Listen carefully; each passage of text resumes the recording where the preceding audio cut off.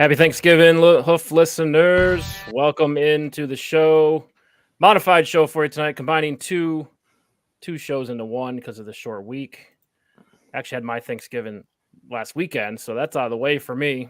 Oh, nice. Yeah, I had the family over, pretty smooth, no bumps or anything. Had a really nice time. And drink tons Traditional of eggnog, right? turkey, Eggnog season. all that good stuff.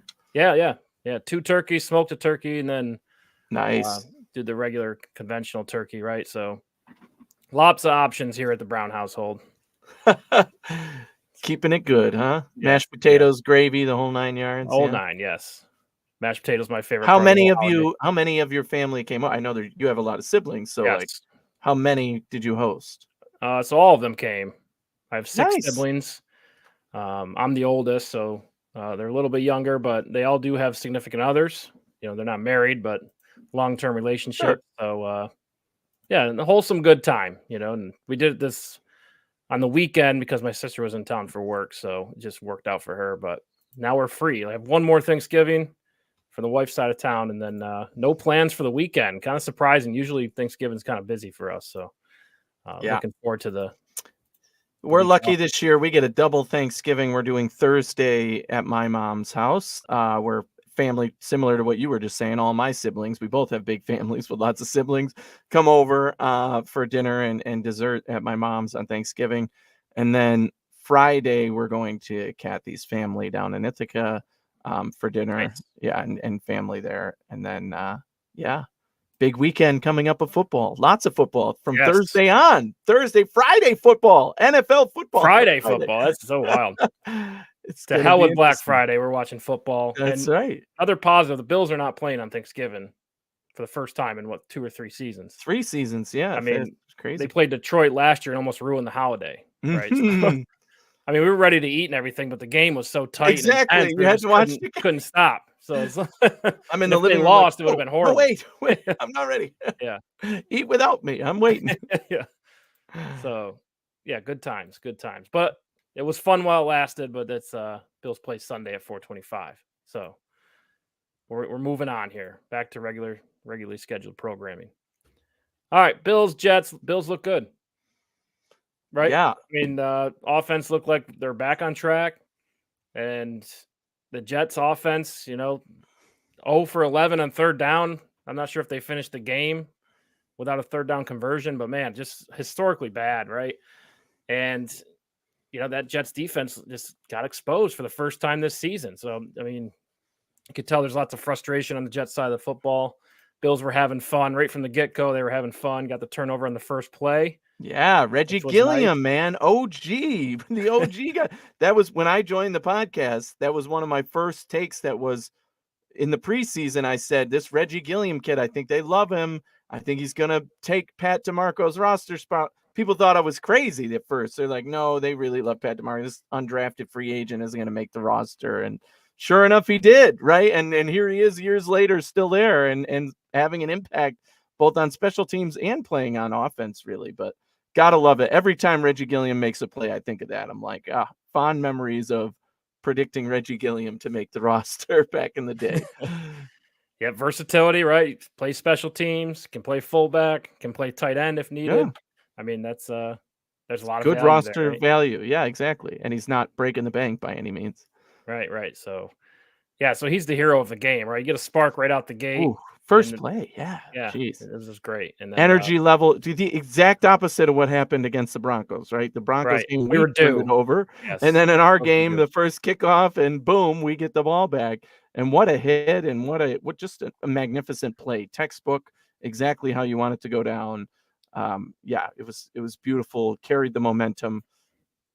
Bills offense kind of stalled after that, right? But you're playing the Jets. They're a legit defense. They're getting your face. We talked about this in our preview show. I didn't need them to score a touchdown every time. I just needed them to get points. And that's exactly what they did in the first 3 drives. They were able to get 3 field goals. Now, you can look at that both ways and say, well, you'd like to get at least 1 touchdown there, no matter who you're playing. And certainly that was the case. And certainly there was opportunity there that the Bills missed a couple. But when you get 9 points on your first 3 drives against this Jets defense, and knowing that their offense is not very good, you have to start feeling good about yourselves. And they really did. That got the game going in the right direction. And the offense really took off from there, which was great to see. Yeah, it was. And the way the Jets offense is playing, a 9-point lead was probably enough. You know what I mean? So it was comfortable all day. And I think, from my standpoint, that much needed, right? We ruled this team out about 5 times this season, but I think they're definitely alive now, right? So, yeah, you mentioned the no third down conversion. That's a crazy stat. They did get one on a penalty, but I guess that doesn't count. So they had no conversions on third down. The touchdown was a ridiculous drive, right? Everything went wrong, penalties and stupid plays. And I mean, it was just bogus, the touchdown drive. It was more frustrating than anything because you're like, what is happening? How did they even get that touchdown? Kind of knew they were going to score, but yeah, it was their first touchdown in 4 games too. So pretty not, even though it's 6, right? That was a touchdown, and then they missed the 2-point conversion after. So no kicks attempted by their team actually. And yeah, the Bills offense really took over from there and made play after play against a legitimate, very good Jets defense, right? They made them look, this is the most points given up by the Jets this season. Just drive after drive. They stopped us a few times, but nothing to even get you concerned that momentum was going to shift at all. Yeah, for sure. Yeah, the final stat line was 0 for 11 for the Jets offense on third down. Yeah. They're actually 4 for 5, 80% on fourth down. Ironically, yeah. Ironically, right. So, but yeah, only 155 net yards for the Jets offense. The Bills were close to 400 yards. Pretty lopsided day all around for the Bills, right? They were ahead all game and very comfortable. Only punted 1 time in the first half, twice in the second half with a big lead. So, I mean, that's just a much better day from all phases of the football team, right? Yes. Special teams had a play. Offense had a big play. Defense had various plays. How about Rasul Douglas? 2 interceptions. Oh, gosh. Recovery. What an acquisition that's looking like, huh? Like, right. Man, you get this guy at the deadline and to fill that hole, and he comes in and immediately has impact, and takes away the ball. And you knew he was a ball hawk, but man, that was a great game by him. Yeah, great instincts. That's something you saw in Green Bay, where it looks like that's transferred well, right? So he had a big day. And you hate to see Taron Johnson go down. Injuries are a little bit scary in this one because you do have a big matchup. But you can't afford to lose Taron Johnson at this point. Oh, the only guy, yeah, right. You've lost every other starting cornerback you can find, but yeah, he's a big piece of this defense for sure. Reliable in the middle, and if he is hurt, that certainly is going to raise concern. But McDermott has gotten production out of this defense at every level. So despite all the injuries, so I believe we have enough to hold off, but you certainly will take a dip if Taron Johnson isn't out there as well. For sure. So yeah, we were monitoring that this week for sure. The injuries, lots of injuries in this one, the concussions you don't like to see. Hopefully it was more precautionary than, dangerous. So, and those guys will be able to come back and play. But yeah, certainly not what you want, especially toward the end of the game. You're like, oh crap, here comes another couple injuries. Yeah, it was not good on that point, but everything else mostly positive from this game, right? Right.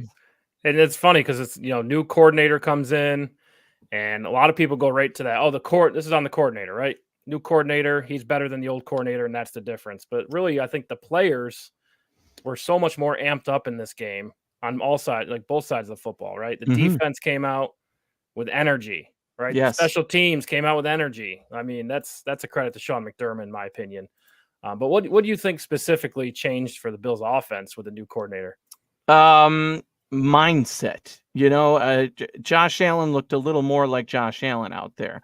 There wasn't this, let's rein him in, let's do this way, let's do what isn't working kind of thing. Maybe Brady just said, hey, why don't you go out there and just relax and play football like we've been saying all year, right? And it did look like Josh Allen was not his most efficient. And neither was the offense, right? Which is a good thing to think about when you're like, well, the Bills scored 32 points and Diggs and Davis basically got 30 yards of production, and you're like, what? You would think we got 6 points if that happened normally. but other guys were able to step in. And so Josh was able to spread the ball, find the open guys. Kincaid had a big game. Obviously, the huge catch by Khalil Shakir for the long touchdown. All 3 touchdowns going to guys. Ty Johnson revenge game, right? He used to be a Jet. He scores a touchdown. All 3 touchdowns, passes that were brought into the end zone. And that, not thrown into the end zone, but the person who caught it got it in the end zone, which is a good thing too, because you're getting that yak, right? Some production there. So I think that just the mindset change that we talked about last week as well, when you fire a coach, you kind of realize you got to step up, and Brady being able to come in and say, look, now this is how we're going to change. We're not in the locker room. We don't know what he said. This is how we're going to change. We're going to relax more. We're going to prepare more. We're going to script more, whatever it was, it worked. So, and the energy, you could see it in the players, right? And with Diggs not having his best day, everybody else was able to step up and get it done, which gives me hope moving forward in these games coming up that are a lot tougher, that whatever's happening on offense is going to be maintained, right? Yeah. I'm not an X's and O's guys. We always talk about that, but from the guys that are, there were scheme changes in this game, right? A little bit different, where Brady was doing more to get the receivers open, get the ball in the hands, obviously, of the running backs, let Josh Allen run it a little more when he could. Those things were happening again, things that we've been calling for all year. It seems to Joe Schmo on the couch, offensive coordinator, now we're actually seeing it, or we saw it implemented at least for this game. And hopefully moving forward, that same energy is brought, and guys like Diggs and Davis can step up to take us even to that next level. Yeah, I agree. And one thing I noticed is just getting the running backs more involved in the offense. Definitely. Right? That's something that jumped out. Probably that's on the play caller, right? James Cook, 17 attempts.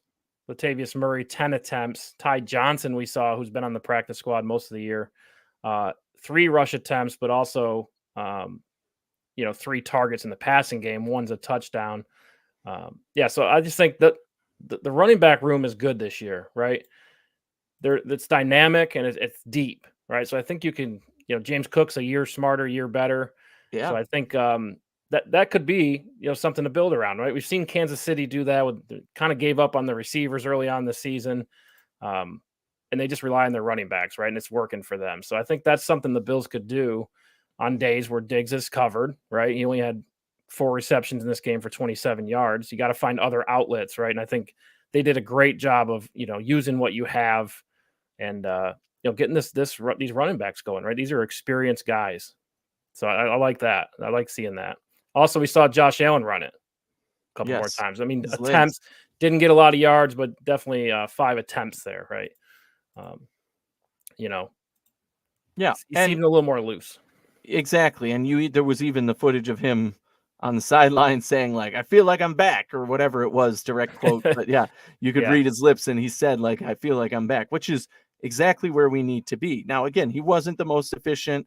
The team wasn't the most efficient. It's hilarious to me because I bet you the DVOA and the EPA and all those bullcrap stats that we've talked about were the worst of the season in this game, and this is by far the best the offense has looked since the Miami game. So it's ironic almost. That's why all stats need context. Yes. Stats are good, don't get me wrong, but they need context. The offense was crap before. This game, the offense was good, despite what the stats might say, it being not efficient or whatever. But yeah, this is definitely the step we needed to take. We needed to see from this offense to prove that they are still there, that they are still legit, that they can still compete. And it's promising to see it against such a dangerous defense like the Jets. Yeah, they look frustrated all day. So that's a credit to the game plan and then the execution of the offense, right? And credit to Sean McDermott, right? This team kind of lost its juice the past few weeks. Makes the move, doesn't hesitate, fires the coordinator, and we'll see how that plays out. But this team was ready to play today. After all that turmoil, they were ready to play, right? So that's a credit to Sean McDermott. I don't think Sean McDermott's ever had a problem motivating the team, right? And that's what we look for in a head coach. Not all head coaches can do that, right? Yeah. He's certainly a guy that can get the team motivated when they need to be. Yeah, I mean, and we're not in the locker room. None of the reporters are in the locker room. None of these guys on ESPN are in the locker room. They don't really know what's going on. A lot of people were saying Sean McDermott should be fired. Sean McDermott's lost the locker room. It certainly felt that way on the outside looking in because in the moment, was absolute turmoil. It was bottom. You hit rock bottom. Where can you go from there? And who do you put blame on? And McDermott wasn't coaching his best either. Certainly on defense he was, but you could argue, but not as a head coach who's managing the game and the perspective as a whole. But this game did, I agree, prove that he's still in control there and they still trust him. So, it's a positive thing there for McDermott. Yeah, and I think a lot of people thought this would be a close game, but they needed this big win, right? We needed to see the team that we saw through, weeks 2 through 4, and it popped up again, right? So we know what they're capable of. The capability of this team is high, right? They get in the playoffs. I don't think anybody wants to play them. You just got to see the consistency. Can we do this week in, week out? Can you compete with the best teams in the league? Yeah. Right. And you're going to find out here in the next few weeks. So that's going to be a lot of fun. Challenges are coming, right? These are big matchups. Before we get to that, though, Zach Wilson gets benched in this game finally. Yes. And just want to talk about, Zach Wilson, number 2 overall pick. Got to be one of the worst picks of all time from what we've seen.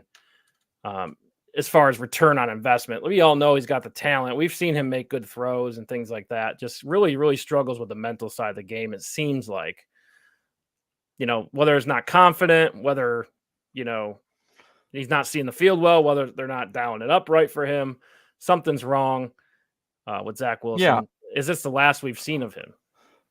I wouldn't say last we've seen of him because we've seen scrubs get backup jobs for a long time in the NFL. So I feel like he's capable. He's done it. So that'll keep him around at least. And to me, he's one of those guys who, just because of what you mentioned, there's a mental block or, he has all the talent. He's going to be one of those, longer term backups who floats around the league. And 5 years from now, there's a team in playoff contention whose quarterback goes down. He ends up taking over and he's going to carry them for a few games because he's now older, matured, learned a new offense, found a system he's comfortable in, plays to his strengths, isn't doing the mistake stuff. And I could see him taking a run with some guys. I think of like a Case Keenum, for example, or, name a backup who gets a chance and then succeeds for a little bit, right? I think that's where Zach Wilson's headed. The narrative's always going to be there on him now that, you were a 2nd overall pick and you stink. So he's got to be able to overcome that as well. But I think he's no longer going to be with the Jets after this season. He's been relegated even now to the 3rd string quarterback. Saleh said that he wouldn't even be the next option. So that he's, worked his way all the way to the bottom of the depth chart there. Hopefully it doesn't change his attitude and his thoughts on his own talent, right? You never want to see a guy give up on themselves. And I hope he gets another chance somewhere down the line. He might be a practice squad guy for a while or a 3rd stringer for a while, but I think he'll stick around the league and not be a starter again for sure. Yeah, so I think everyone thinks he's out. He's not going to be with New York next year, right? I don't think they re-sign him. I mean, the Jets might be in a position to take a quarterback in the mid-1st round and develop him behind Aaron Rodgers. But you got to think that's the direction they go rather than keep Zach Wilson around. I think we've seen enough. He finishes, though, right now, he's 23rd in the league in yards. Only 6 touchdown passes on the year.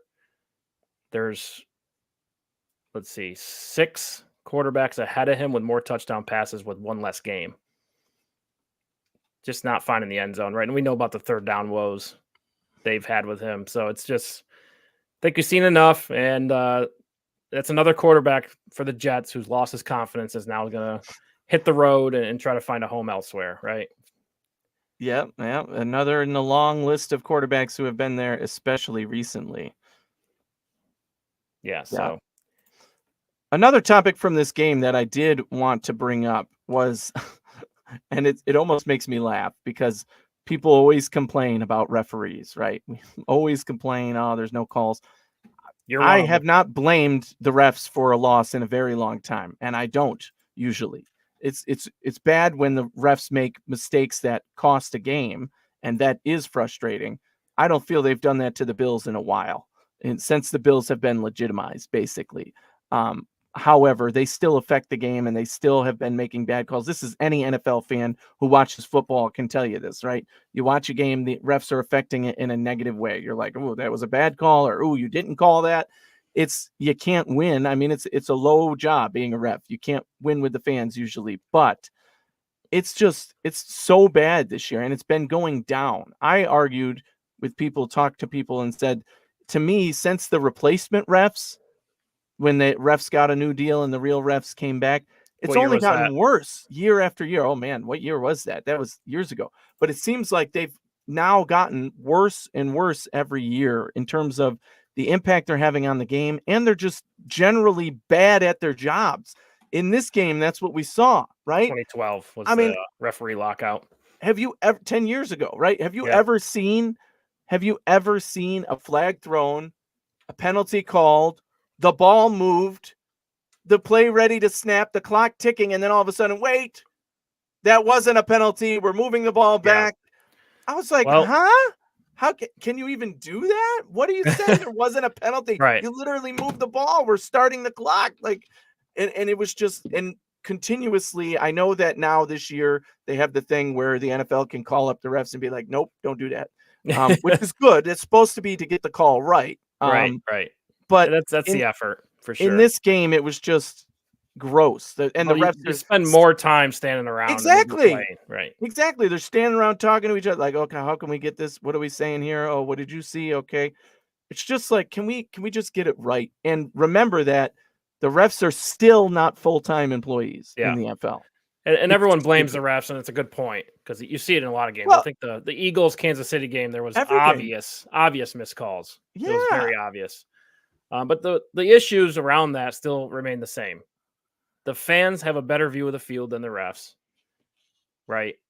And the refs, it's an over-regulated game. There's too many rules. So the refs are trying to get it right, but it's so complicated.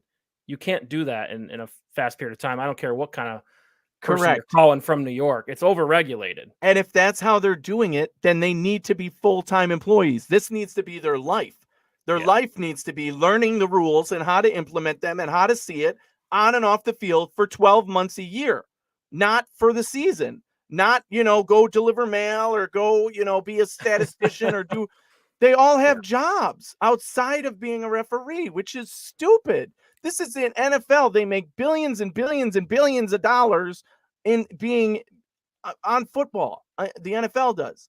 You can use that money to pay these refs whatever the hell it takes to make them full-time employees. This is your job. This is your life. When there's no football in March, you're studying, you're learning, you're resetting, you're learning your mistakes from the previous year. You're assessing referees, how well they did their job. If they didn't do it, okay, you're out to a certain standard. That's what needs to be done. Right now, it's a free-for-all. I could go apply to be a ref, go through the motions, do it, and then go back to my job, and it's terrible. It needs to be a full-time job.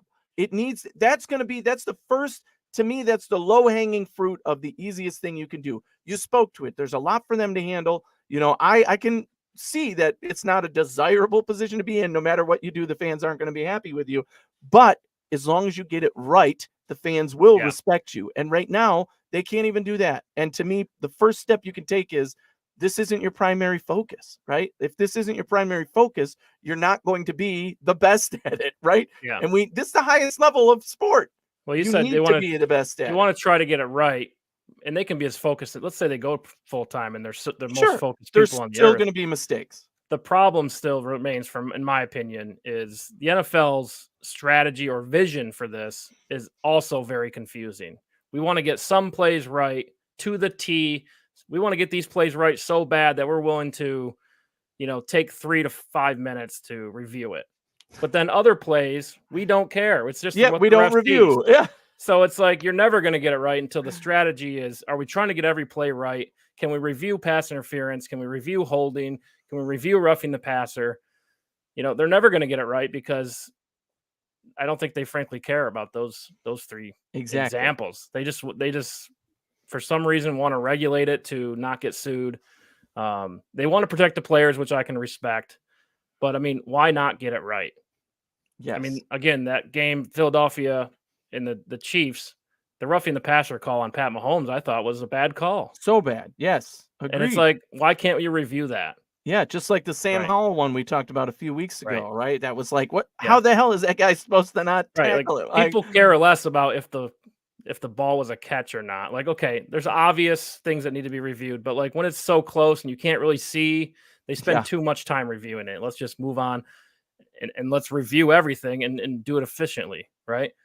Yes. I like the Sky Judge. The Sky Judge can have the best view of the field with all the cameras that they have, and you can speed this up. Exactly. Right? Better communication, still on field. There's still going to be human error involved, but limit the human error and study it. Again, do what needs to happen to make this right. We have the means to make this more efficient, and they just keep refusing to do so. And as a fan watching that affect all of football, not just the Bills games, all of football this year in general, it's been absolutely disheartening, and it turns you off to the game. You don't want to watch it. I agree. Because it's like, well, what the heck? This is just bad.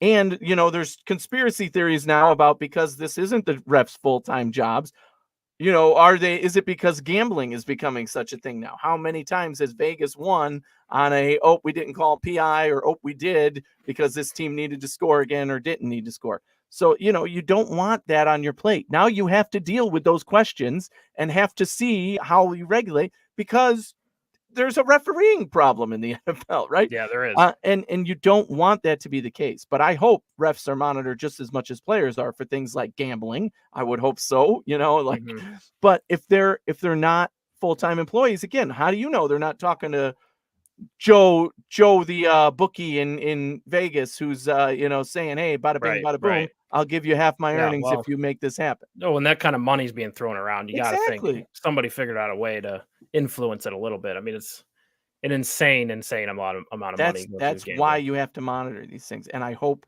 again, making them full-time employees would stop some of that, because then you're not controlling them, but you have them for the whole year. You can set regulations, and monitor things a little better. And bring back the trust and faith again that they're just trying to do their job. So, I mean, there's a lot to be said there too. But this game was in the Dawkins penalty, right? Where, I mean, what, you called the personal foul on Dawkins after all that? I mean, it was just stupid in my mind. It didn't affect the outcome of the game, really. It might have affected when the Jets got their touchdown, but overall, garbage time at that point. But still, yeah, it was just stupid. Just all around. And there's bad calls.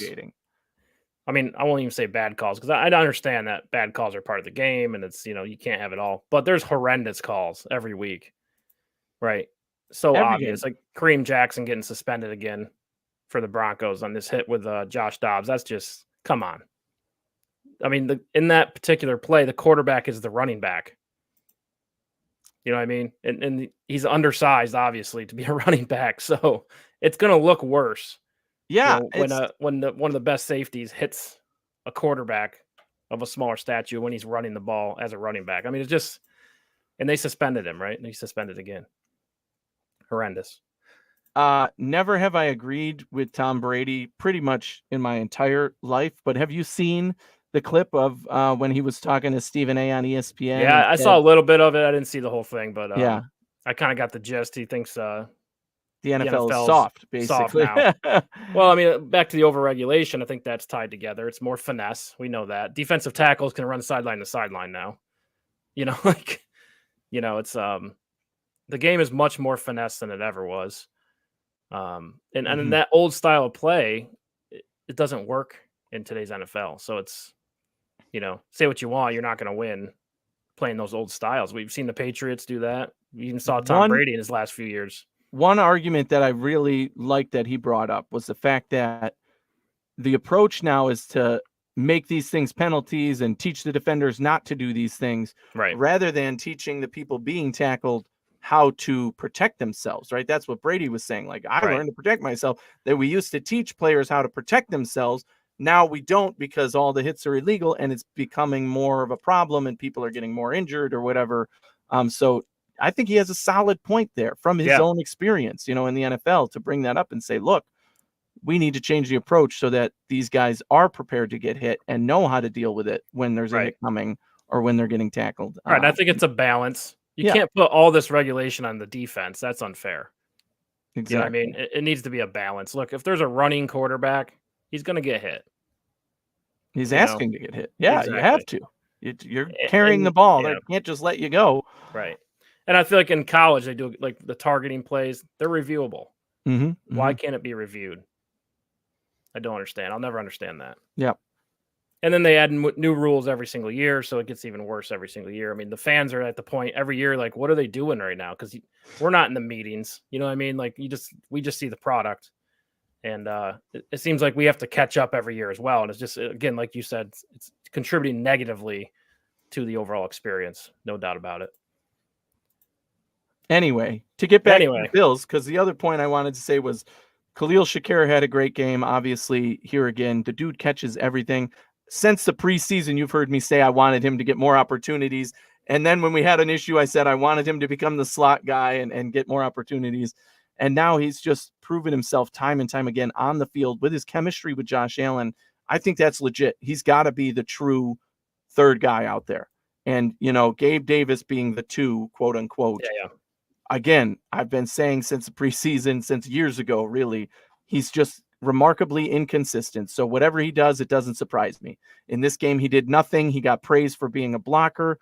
Great. You're supposed to be the number 2 receiver. I'd like you to catch a few anyway. But again, radio silence from Gabe Davis on the offensive stat sheet, at least. And at this point, that doesn't surprise me, but luckily other guys were able to pick up the slack there. Yeah, and Kincaid's clearly the 2 at this point. Awesome. And probably when Dawson Knox comes back, if he comes back healthy, will be the 3.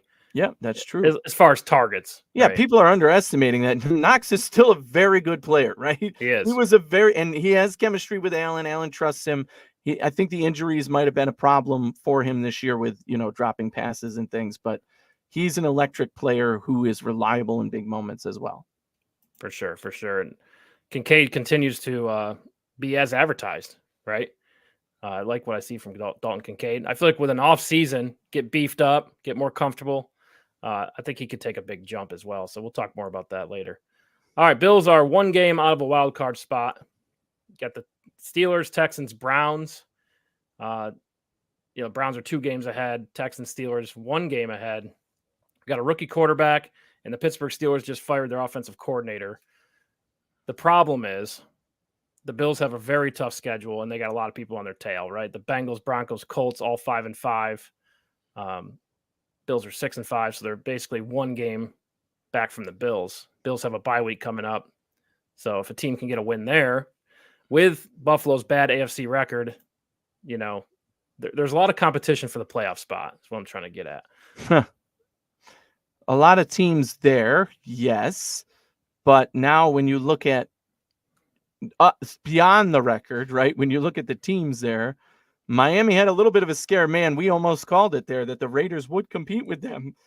If the Raiders could do a few more things right, they probably would have won that game, which would have been great. They don't. Miami moves up, another win. Cleveland, they're injured, right? They're dealing with quarterback injury. They're dealing with a weak offense and a very strong defense, right?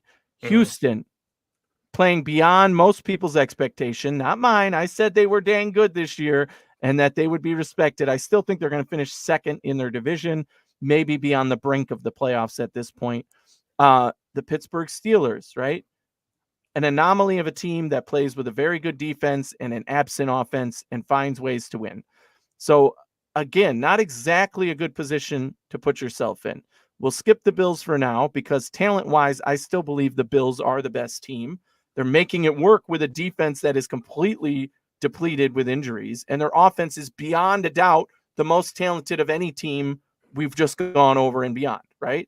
You could say that their offense is more capable than the Dolphins. We beat the Dolphins, right? Looking at the Colts, right? So many holes there. They just cut Shaq Leonard today, which wasn't something we talked about. Maybe a target for the Bills if he clears waivers. I think it was injury stuff, right? He's had 2 back surgeries. So I'm not sure what. I don't know a lot about it, but I'd be pretty weird. Something going on there. Right. I mean, he's not going to be, you're not signing him for big money, but you can bring him in because linebacker's a spot you're weak at right now. Comparing him to a guy like AJ Klein, I mean, I think I'd rather have him, but we'll see how that turns out. Anyway, Colts, yes, they've been able to maintain a 500 record, but Gardner Minshew is their quarterback. What is really going on either side of the ball for them? I don't trust it. The Broncos coming out of nowhere, winning 4 games in a row, back to 500. The hottest team in football probably right now, offensively. Most of them are 1-point wins, right? they just find a way to win, and that's important. Find a way, right? But can you rely on that through the stretch? I don't know. I don't think they're going to be there. Cincinnati, after losing Joe Burrow for the season now, we're already having issues. I think that really takes them out of it. You can go all the way to a team like Vegas, who's still in the conversation, just lost a big game versus Miami, which hurts.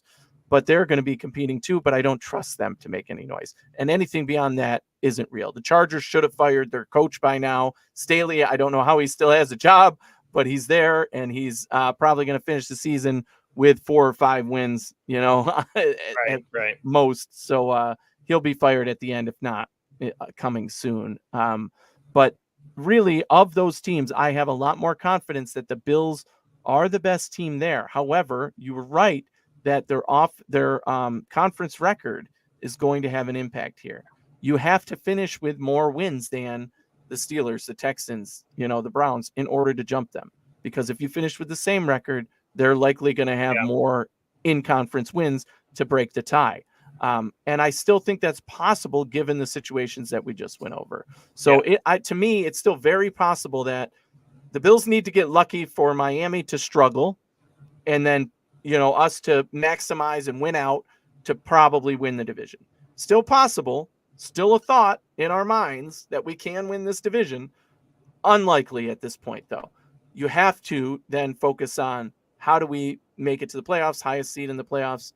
It has to come down. We went over that. You got to get to 10 wins, most likely. Yes. A lot of it is, Jaguars play the Texans this weekend. The Steelers have another divisional game. They play each other, right? They're still beating up on each other. Some of that, but the Bills got it. They're going to have to beat some good teams, right? Yes. You got Philadelphia, Kansas City, and Dallas, your next 3 opponents. You're going to have to go 2-1.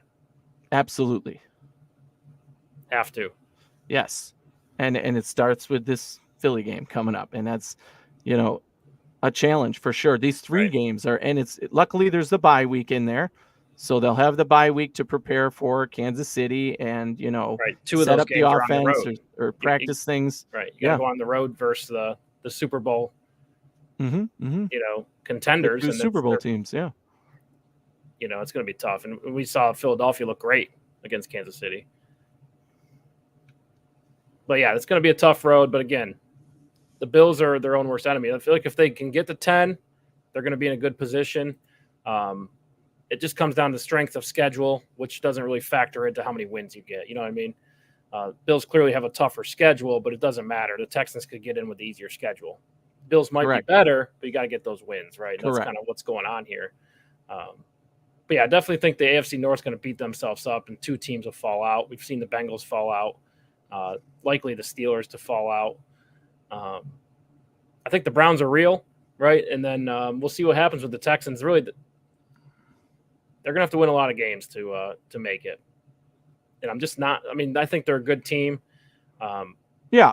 But it's it's a tough road for them with a rookie quarterback. Not a lot of people were – I don't know anybody who was higher on the Texans than me, and I predicted them to be 9 or 8 wins and finish not in the playoffs, right, at the top of the not in teams.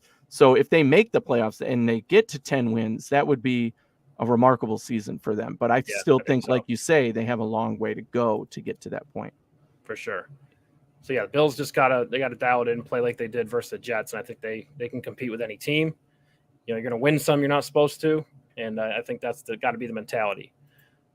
So, starting with the Philadelphia Eagles this weekend, right, 425 game. Bills are +3 at Philadelphia. We did see that 28 million people watched the Kansas City Philadelphia game, and it was a great game. Watched it all the way till midnight or whatever. And Philadelphia, man, they're intimidating. When I watch them, their defensive line is next level, right? They're clearly the best team in the league, in my opinion. And these receivers also scare me, right? A.J. Brown, I don't know if we have a guy that can guard him.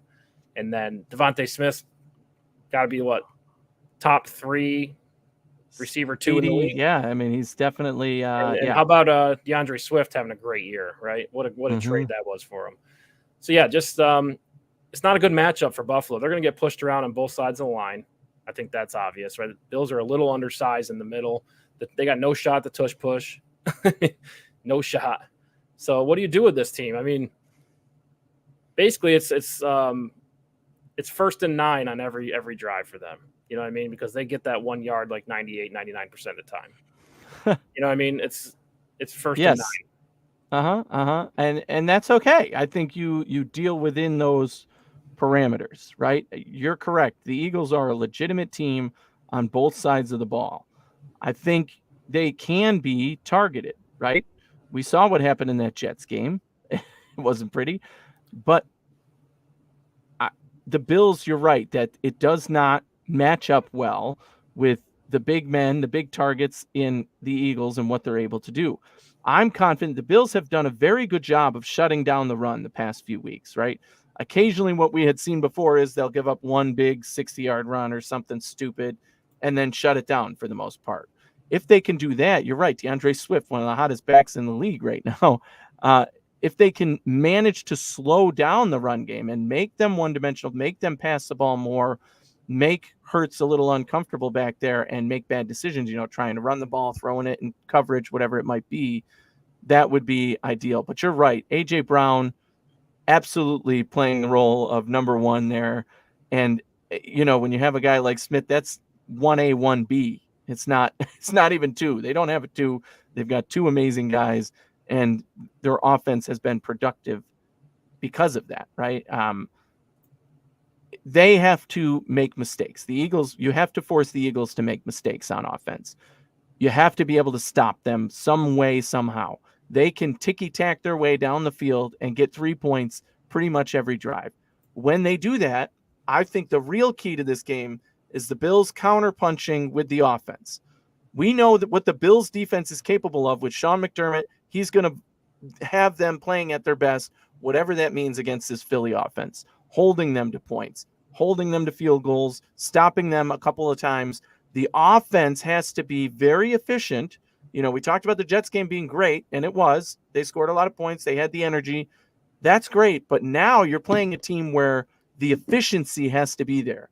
You're going to need Stephon Diggs to catch those passes he dropped in the Jets game. You're going to need Gabe Davis to show up. You're going to need Khalil Shakir to continue to make those catches. Kincaid to continue to be a beast down the middle of the field, right? All of these pieces are going to have to be clicking. The run game with James Cook, don't be afraid to go away from the run or go with the run. It's got to be a balanced offense. The best thing the Bills can do, you're going to stop them a couple times on defense. Your offense has to score, has to control the ball, maintain possession, get down the field and go toe-to-toe with this Eagles team. Because I still think the Eagles are going to get theirs. You have to assume they're going to get theirs. So the only way to stop them would be to go toe-to-toe and score with them and hope that they make the mistakes that they've been vulnerable in their down games, right? If they throw the ball in bad places, that our guys are capable of taking it away. If they're, able to force a fumble, great. Our guys have to be able to recover.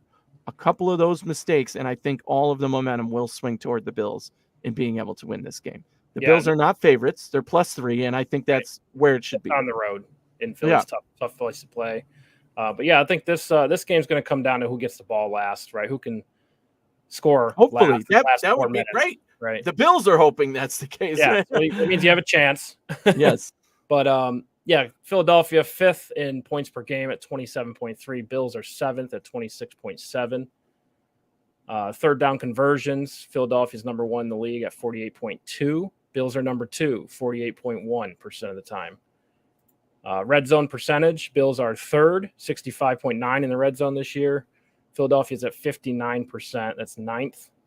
And then drive averages, score percentage, how many of your drives turn into scores. Philadelphia's 2nd at 45% of the time, and the Bills are 4th, 43% of the time. So these are 2 top teams when you look at the stats. Obviously, we know the Bills have had their issues. And Philadelphia always finds a way to win. They're physical, like we said. I don't think it's a favorable matchup when you're talking offense and defensive lines. And really, the Philadelphia matches up better than anybody in the league. But yeah, I think the Bills can find ways to confuse them through the scheme, right? Sean McDermott does a lot of disguise. Can you confuse Jalen Hurts? We saw Kansas City do that, right? They threw a lot of multiple looks at Philadelphia and at times confused Jalen Hurts. Jalen Hurts had that one great throw to Devontae Smith, and that was really the difference in the game. But it's going to have to be that type of game. You're going to have to force Jalen Hurts to make a great play to win, right? For the Bills offense, you got to get rid of the ball quick, right? That defensive line can get push up the middle. It's going to be hard to run the ball up the middle. I think the Bills have been doing a lot of that lately. So I think you got to find other ways, right? And whatever that means. I like Kincaid again. I mean, just find holes in the zone, quick routes. A guy can get maybe a couple more yards on every play. I mean, I like that, right? And then I think you can beat them with Stephon Diggs. Right. Yeah, use the downs to your advantage in this game, right? Don't be afraid to run, throw it to Diggs. Get Kincaid. You want 5-6 yards of play, and you are just churning it, right? Let the clock tick away, get the possession, get the points on the board, right? And then limit that Philly offense. The problem is Philly's defense is that defensive line, like you said, especially, is really good. They might be able to be targeted, and maybe they have their injuries as well. I mean, we won't know until closer to game time this week, and we're recording this early in the week, so we don't even have updated injury reports. But the big thing too, they're coming off a very emotional game against Kansas City. They lost to them in the Super Bowl. They're a day behind. Right? It went all the way to the wire, and yes, they played on Monday Night Football where the Bills played on Sunday. So there is a little bit of an advantage there. I think I wanted the Eagles to win that game because, well, they beat an AFC opponent, which is always good.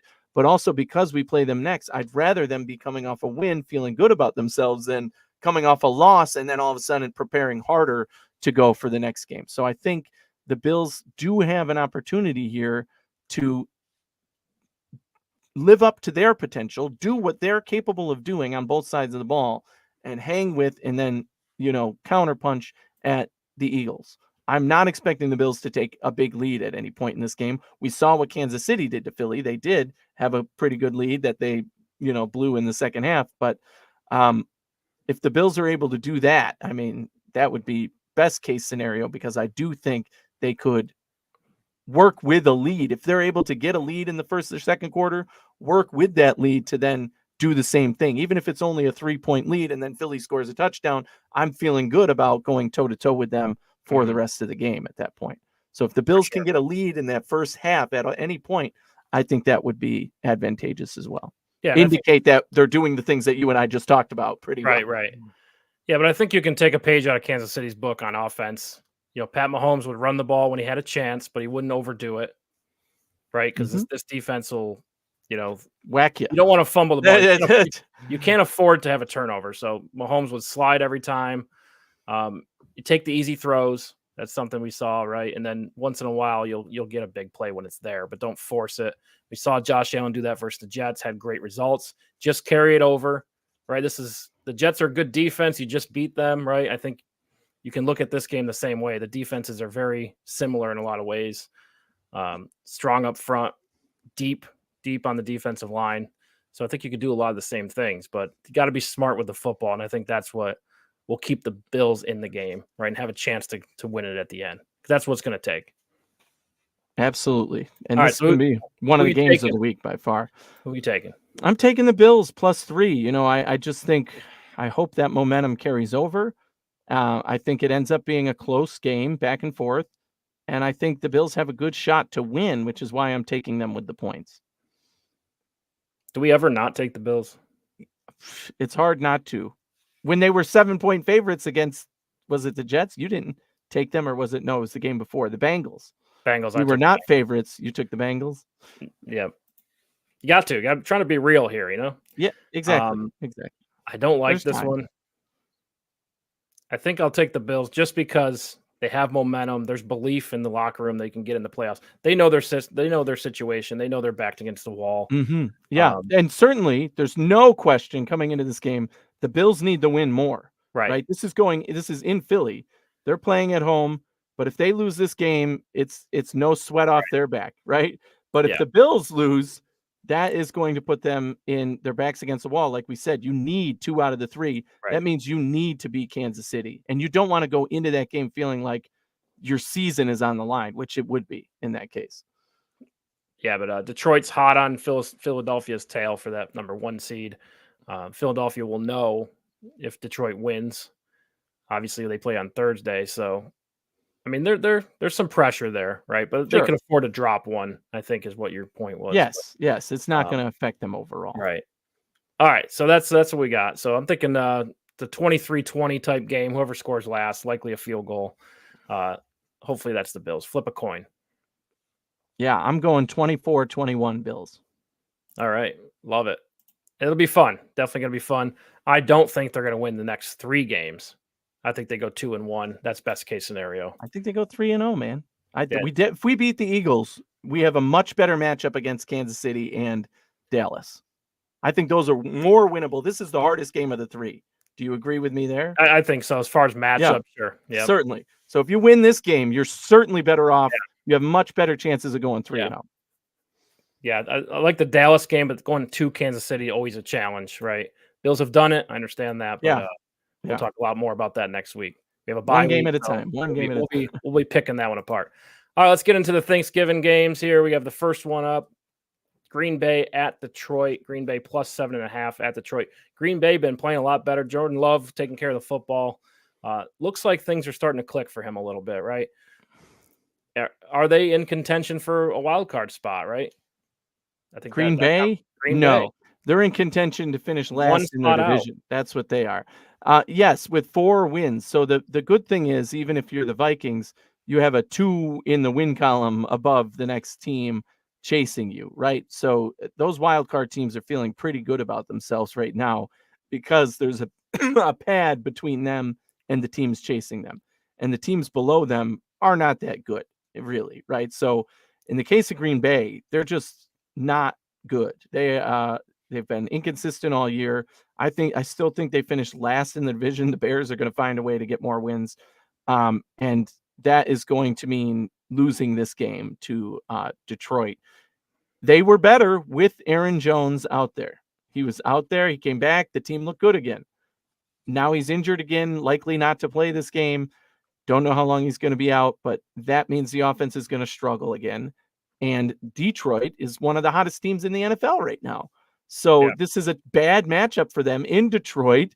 Time, Thanksgiving, right? Rival. I mean, it's a huge deal. And I think that Detroit is going to do better than they did last week and rely on the run game more, right? They have 3 guys who can run the ball and score with the ball, and do just enough on offense to, tick away the time and chip away at this game and dominate Green Bay basically from start to finish is what I'm expecting. It's a Thanksgiving Day game, but I'll take Detroit all the way, probably to win by 20 points. So give me Detroit minus 7.5. Yeah, I'm going to take Detroit as well. I just think when you look at the roster and the way, the teams have been playing, Detroit just has a lot more weapons, right? They have a lot more people to turn to. Amon-Ra St. Brown, right? Mm-hmm. Almost said Hawkinson, but the tight end there. Sam Laporta. Yeah. Mm-hmm. And obviously David Montgomery, they're a better team when he's healthy. So I just think there's a lot more to like about Detroit. Gibbs, Meanwhile, in that same conversation for Green Bay, who do you turn to with Aaron Jones out, right? A.J. Dillon, we can pound it up the middle, but they're still a little thin at receiver, right? Christian Watson's still banged up, focus, but he's still banged up. Really no one to rely on, it seems like, on the offense. So give me Detroit. I think they win by at least 10. All right, next one up, we have the Washington Commanders at the Dallas Cowboys. Washington plus 10.5 at Dallas. So how are we feeling about the Commanders here? Well, can you roll a dice and tell me this is like, playing, Dungeons and Dragons or something? You roll for the 20-sided die. One week you land on the 20 and you destroy the team that you were, underdogs against. The next week you're favored against one of the worst teams in the NFL right now, the Giants, and you blow it and make them look like the best team alive. So I mean, it's total inconsistency here. A 21 week and a 1 the next week. So I don't know what they're going to roll on the dice this week, which makes me want to avoid betting this game. But because of the inconsistencies of Washington overall and how good Dallas has been, I'm going to take Dallas minus 10.5 reluctantly. Again, I'm not putting money on this one. It won't be in my pick six, but I'm picking Dallas minus 10.5 because I know what that defense is capable of. And I expect that they're going to continue that dominance. Yeah, I think Dallas wins for sure. Just the Commanders, like you said, inconsistency. But I mean, the Commanders have been in every game this year except for that Giants DeVito game, which they clearly dropped. But every loss, for weeks has been, less than 6 points. Yeah. So I think I'll take the Commanders. I think 10's a little high for a team like this. They're going to grind it out to the end, and I think Dallas ultimately wins. But give me the Commanders. All right, for the NFC West, it's the San Francisco 49ers at the Seattle Seahawks. San Francisco -7 at Seattle. Seattle seems to be, I think they had the good division lead early on, but had a couple bad losses in there. And now it comes down to this, right? This is a huge game for both teams. Yeah, and unfortunately, it's bad timing for Seattle. Seattle is very banged up right now. Geno Smith, questionable for the game, likely to play, but still banged up. Kenneth Walker injured, probably not going to play in this game. So they're experiencing injuries on offense that are going to affect them in this game, and they're going up against the San Francisco defense, who we all know is very good, and the San Francisco offense, who's been able to score at will as well against what is probably the weaker side of the ball for Seattle, their defense. So to me, this does not match up well for Seattle. It's just bad timing. And because of that, I'm taking San Francisco -7. I think they win probably by 10 to 14 points. Seattle will score points and at least be able to hang for a little bit. But I expect more of the dominant 49ers team in this one. Yeah, I agree. And, you can almost go Seattle bounces back well, right? They drop one to the Rams, expect them to be back and prepared. But I just think the San Francisco 49ers team is too good. They're good in all phases. The way Brock Purdy's been playing as of late has been phenomenal, right? So I don't think Geno Smith can keep pace with that, injured or not. Yeah. Give me San Francisco as well. Yeah. Even if both teams were 100%, I probably lean San Francisco, but with the banged up, I think that's a better bet. Yeah, that's a bad deal for sure. All right, Black Friday game. I mean, can the NFL just give us some time off? Friday. Now we got football every day, right? All weekend. It's crazy. But Friday game, the Miami Dolphins at the New York Jets. Miami's -9.5 at the Jets. Jets coming off an embarrassing loss, their most embarrassing loss of the year. And Miami is trying to keep hold on that division, right? The schedule's easy. It seems like the division's theirs, but got to see it through, right? So what do we think here? Can the Jets bounce back with the new quarterback? No. So I just think the Jets are pretty weak on offense, running the ball. Okay. They occasionally get a splash play, but nothing really consistent. Throwing the ball, they're going to the backup, who was the third string to start the year. It's questionable all around on offense for the Jets. Their only hope is their defense, and they happen to be going against one of the best offenses in the NFL this year. It's a bad matchup overall for the Jets. Bad timing, bad matchup. Miami, once again, finding the right teams to play at the right time. I'm not so sure Miami comes and steamrolls the Jets by any means, but they're going to do enough to win this game and to, win it, to me, from start to finish, kind of like the Bills did. So I'm taking Miami -9.5, as much as it would really, really help the Bills for Miami to lose to the Jets. I don't see that happening. And call Miami the first Friday winners in the NFL. Yeah, I think I like Miami to win the game, right? But they haven't been the flashy team that we've seen. I think teams are playing those deep zones, but kind of making them throw it short. They're faltering at the right time in their schedule, which is bad timing for the Bills. But well, they just got to take the underneath stuff, and that just keeps the score down, right? So I think the Jets can hang in there. I'm going to take the Jets to keep this one close. Yeah, with the 9.5, and then Miami gets the win. But Tim Boyle, right? It's not Zach Wilson anymore. Can he just manage the game? They have a great running game. I think he can throw the ball down the field a little bit. There is some pieces there. Again, I think they bounce back at home and keep this one close. All right. Battle for the number 1 pick. Actually, the Giants had a good game last week, so they might be out of that conversation at this point. But the Patriots, are they going to finish the season and get the quarterback of the future, right? So the Patriots at the New York Giants. New England is -3.5 at the Giants. Who has a better day, Tommy DeVito or Mac Jones? Is Mac Jones even still the quarterback there? He's starting, but oh, man. Yeah, they learned their lesson that Zappe wasn't much better there. This is a game where they're going to put a pigskin oblong-shaped ball on the field. But other than that, there is nothing coming out of this game. If you are attending this game, I'm sorry. If you choose to watch this football game, it's a form of torture. I don't know that anything good could come in this game. Nothing. I don't even want this. I don't even want to see highlights of this one, right? It's that bad. These two teams aren't even trying to win. They don't want to win. But the Giants pulled off a big victory last week. DeVito looked like he had a pulse. He's from Syracuse, so I love that. I'm picking the Giants to win the game, so I'll take them with the points. New England, I just don't think cares anymore. Yeah, it's a good point. And I think Saquon Barkley will be the difference in this game. He can make a couple plays, get them in scoring position. And New England's lost 3 in a row. So like you said, I think they've kind of lost hope at this point. They're currently at the number 3 pick in the draft. Giants will be at number 5. So New England's right in the mix there. So surprising. They're getting somebody. They're going to get somebody next year. So I'll take the Giants on that one. All right. So we have the AFC North divisional matchup. Horrible news about Joe Burrow. You just hate to see that. Look, yeah, I don't want to play the guy.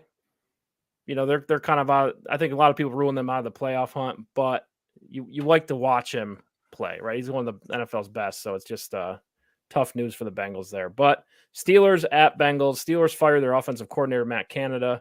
So that was big news. Big news. See how that turns out here. Will they react like the Bills did and have a spark and energy on offense? Pittsburgh -1.5 going into Cincinnati. I am predicting an outburst for the Steelers offense, nearly 200 yards of production. They suck on offense, just plain and simple, but they are doing the smart thing and giving, the touches to the right running back, limiting their quarterback, trying to play to their strengths. I can't believe they finally fired their offensive coordinator. He's been terrible for a few years now, and they finally made the move mid-season here, a little too late, I think. But however, I do think with Burrow being out and the Bengals just being banged up all around on both sides of the ball, really, without Burrow was really carrying that team to victory through the injuries and the adversity they faced this year. And now I don't think they stand a chance, even if Canada was still there and, the Steelers were the same Steelers. Their defense is really strong. That's what's going to win them games. They don't make stupid mistakes that cost games.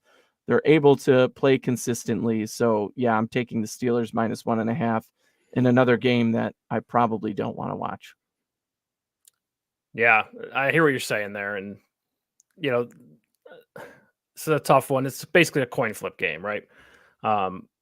But I like this. I like the Bengals defense, right? Let's, saying Joe Burrow's carrying them, but the defense has made a lot of plays this year for the Cincinnati Bengals.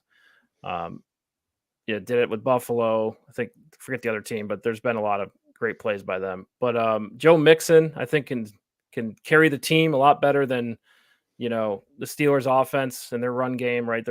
They make a play here and there, but still not. You don't like not Warren? Up to the standard. Well, Warren's good, but can you ride him the entire game? I'm not sure. Not the entire game. Mixon is that guy. You can do that with him. Sure. So I'm going to take Cincinnati in a close one at home, and they pull out the win here. And that puts Cincinnati right back in the mix for the playoffs, right? They go to 6-5 if that happens. Steelers drop to 6-5. Not sure about the head-to-head. I'm not sure if they played twice or once, but I mean, Cincinnati knows this is an important one. So I'm going to take the Bengals. All right, Carolina Panthers at the Tennessee Titans. Carolina +4 at Tennessee. Carolina still sitting pretty at the top of the draft with that Bears pick. What do you think? I think this is a good opportunity for them to get another win. Carolina, even though they're having their issues, they've shown signs of life on offense and defense. They've shown some production and just not enough to play 4 quarters and win games a lot. However, Tennessee, I believe, is kind of a faltering team right now, trying to find their true identity, with the rookie quarterback playing and, the aging veteran who's been your horse for a long time. I have a feeling that Carolina's going to win this game. And with a 4-point spread, that's enough for me to pick Carolina, because I think even if they lose, it's by a field goal, and Tennessee tends to keep games close anyway. So I like Carolina +4 in this game. And I'm picking them to win, but I'm not super confident about it, but I like Carolina this is their opportunity to get another win when you look at their schedule moving forward.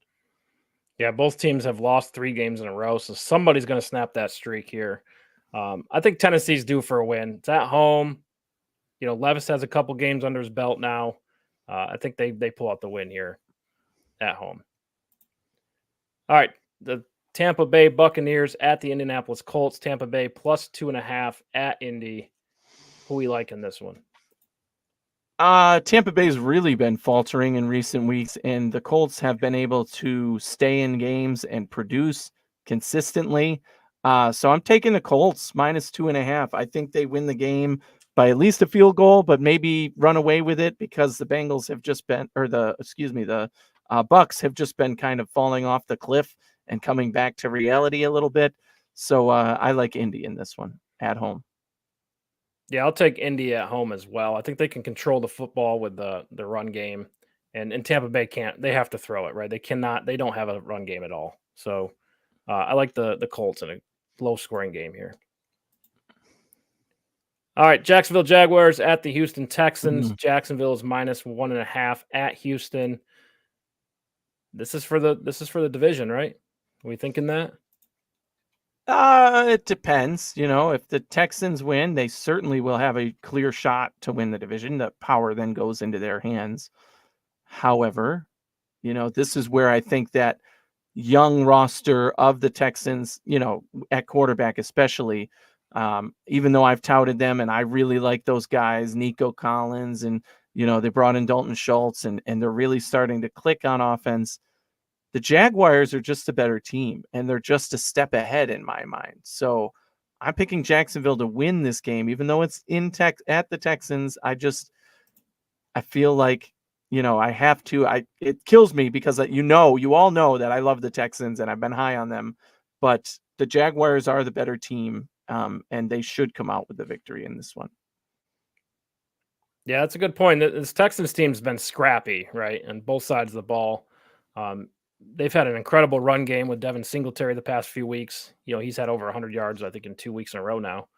So yeah, there's a lot to like about Houston, but Jacksonville knows that if they want to win the division, you got to win this game, right? And I think they're going to be motivated. They've played in a lot of big games the last few years, and Houston's kind of new to being in the mix as of late. So I like Jacksonville. I like their experience. I'm gonna take the Jaguars. That veteran presence is going to matter now in this game. But I'm not going to be shocked if Houston pulls the upset at home, right? The fan base has got to be rolling right now. Yeah, I mean, I'm rooting for them, but I just don't think this is the game for them. All right, New Orleans Saints at the Atlanta Falcons. New Orleans +1.5 at Atlanta. Another divisional matchup here. Taking a look, Saints 5-5, Atlanta Falcons 4-6. So big game for the Falcons. Yes, but unfortunately, again, I think this is just bad matchup for the Falcons. I really think that the Saints can put it together better than the Falcons can. They match up really well, these two teams, which is why the line is as close as it is. But with the, Saints playing at their best, I would take them. Kamara, they have the leadership on offense. They have a really good, reliable defense. and the Falcons have been inconsistent. So have the Saints, you could argue, but I'm taking the Saints in this game. So I'll take them with the points plus 1.5. Not that it's basically a pick 'em, but I'll take the Saints. Yeah, I think these divisional matchups late in the season, there's a different speed, right? They play harder, they're familiar with each other, so they can play more free. But yeah, I just think when the game gets harder and faster, it comes down to the quarterback a lot more, right? And I just like the Saints quarterback over the Falcons quarterback, so I'll take Derek Carr and the Saints. All right, Cleveland Browns at the Denver Broncos. Cleveland plus 2.5 at Denver. This one's weirdly has playoff implications right here early. Yes. Wild, how quickly the tables turn, the turntables. It's yes, right? Like the Broncos here favored at home all of a sudden against a team that's in the playoffs at this point and has a very good defense.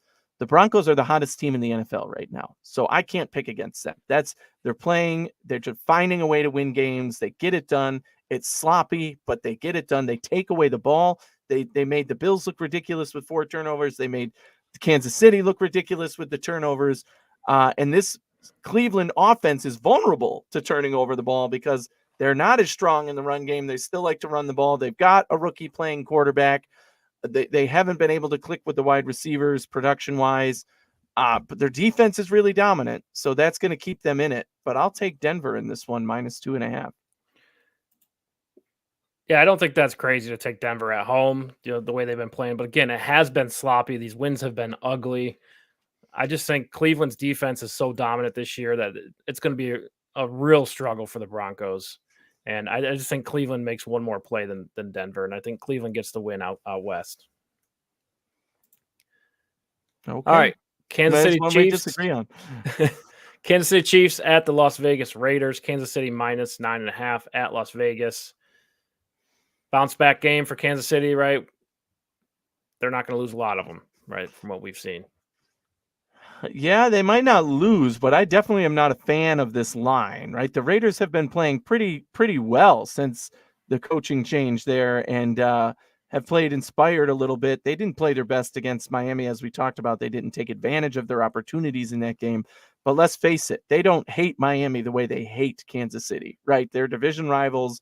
They've been beat up by this team a lot. It would mean a lot more to them to beat Kansas City at home, than it would Miami on the road. So I think the Raiders are going to be up for this game and play at the top of their game. Is it good enough to beat the Chiefs? No, I don't think so. But I think the Chiefs only win by 3 or 4 points. I'm not giving them 9.5. The Chiefs defense in the second half has been pathetic, or offense. I mean, the Chiefs offense has been pathetic in the second half. The Raiders have been able to produce a little bit, but haven't maintained consistency. So I don't feel like they're going to beat the Chiefs as much as I would love to see that, but they're going to keep it close. So 9.5 is just way too many for me. I'm taking the Raiders with the points. Yeah, this is a wake-up game for the Chiefs, right? You got beat based on a drop and sloppy play. I think they get it fixed. They're going to be motivated. Kelsey be dialed in after his embarrassing drop. And I think Kansas City wins this one comfortably. Every single time they play, the Raiders always want to get the win, and they're going to be extra motivated, and they still can't beat the Chiefs, right? So give me Kansas City with the points. All right, Rams at the Cardinals. Another divisional matchup here. Rams are plus 1.5 at Arizona. Arizona been playing better with Kyler Murray, right? How are we feeling about this one? Yeah, Kyler, man, he had quite the throw. I've never been a huge fan of Kyler Murray, but you got to give him his props the way he's been playing so far in the 2 games he's been in. 1 win, 1 loss. So, not exactly moving the needle for this team that's in limbo right now, but certainly showcasing that he's still a dominant quarterback in this league and deserves to be respected. However, you have a very equitable quarterback on the other side who's playing now. Might be down probably without Cooper Kupp in this game, but we've seen this play out before for them and how that works out. They have other weapons at their disposal, and they're getting their starting running back back. So I'm taking the Rams in this game with the points. I think that they find a way to get it together and beat the Cardinals. But expect the Cardinals to still make those splash plays with Kyler Murray at the helm. Yeah, and I think, instead when Kyler Murray comes back, I don't think the Cardinals will have the number 1 pick or top 3. I think they're going to find ways to win a few games. And I think this is one of those games where they're just going to find a way to win. It's not going to be pretty, but I think a 17-16 type game. Let's go 2017 because of the 1.5. But I'll take the Cardinals at home. All right, Ravens at the Chargers. Baltimore minus 3.5 at the Chargers. Baltimore currently sitting at the number 1 seed. Yeah. And now they got to hold on, right? If they want to get that bye week, they got to hold on. They got to stay ahead of Kansas City. So I think that's extra motivation for Baltimore here. And the Chargers, we're talking about why haven't they fired the coach yet? So those conversations are going on the outside. So you got to think they're going on the inside. Exactly. How do you feel about this one? I think you hit the nail on the head both ways. Baltimore's schedule got a little bit of relief over the last couple of weeks because their division got a little easier with the 2 quarterbacks going down. That path has now changed for them, where now I feel like they are going to stay at the top of the division, whereas those teams might have knocked them off a little bit and pushed them down to a wild card. So Baltimore is in position for me to hold on in their wins moving forward. That means they definitely have to win this game, and they know this, right? The Chargers are reeling. Who knows what's going on there? They could have the greatest players in the world and still not win games. They do currently, so they can't win games with the guys they have. It's sad for the Chargers. Their coach, as we said, is a sitting duck. I don't know how that you motivate a team to come in and play this game, especially at home where we've seen the Chargers games. There's no such thing as Chargers fans in that stadium. It's mostly a home game for the away team. So, I'd imagine that it's going to be a difficult day for the Chargers. And I expect the Ravens to win pretty handedly and take them with minus 3.5 there. Yeah, so I'd put the Ravens at 9-3. If the Chargers lose, they're 4-7, likely out of the playoff hunt. They may not be statistically dead, but you got to think, if they get to 7 losses, it's over. All right, Chicago Bears, Monday Night Football at the Minnesota Vikings. Chicago plus 3.5 at Minnesota. Bears been playing. They've had a few good games here. Right? Yes, yeah, the Bears coming to life a little bit, and now they have Fields back. Cole Kmet and DJ Moore playing well. They're producing, but it's not enough to get big wins, right? And they have some weaknesses on defense. And this is a divisional opponent. I expect this game to be close. However, Dobbs, although he had the disappointment at the end of the game last week, I expect them to bounce back and have a big win here to show that they are still in playoff contention. They are still going all in. They might have Justin Jefferson back for this game. We'll see, but I'm taking Minnesota, probably as most would expect me to, minus 3.5 against Chicago. Yeah, I like Minnesota. They've had the long win streak, and they just barely lose to Denver in 21-20 game. So yeah, I think they're a hot team right now, and I think that continues here. They bounce back from the loss. I'll take Minnesota at home. All right, that's what we got. 3 days of football, 4 days of football until the next Hoof episode.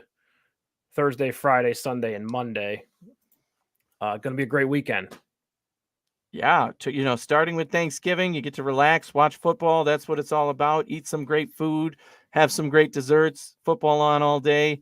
The Friday game, that's going to be a little weird, because we're not used to that for sure. Most of us are going shopping or just recovering from the day. I'm going to be at another family Thanksgiving. So we'll see how that Friday game works out. But then we got the whole slate on Sunday as well and Monday. So football all the way through the week.